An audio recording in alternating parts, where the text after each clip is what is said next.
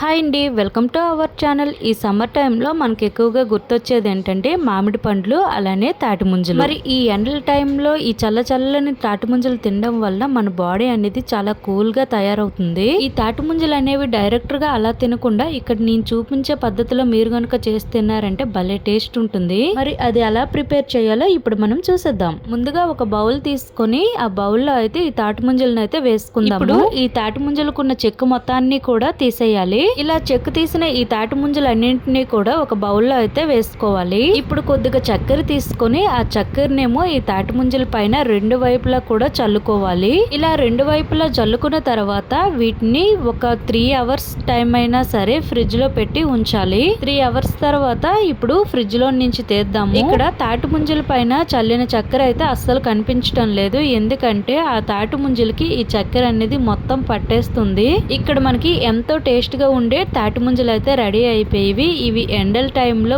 Cool గా తింటే చాలా టేస్ట్ గా ఉంటుంది. మరి మీరు కూడా ఒకసారి ట్రై చేసి చూడండి. మీకు కనుక ఈ వీడియో నచ్చినట్లయితే లైక్ చేయండి, షేర్ చేయండి, సబ్స్క్రైబ్ చేసుకోండి. మరికొన్ని వీడియోలతో మళ్ళీ కలుద్దాం. Thank you for watching.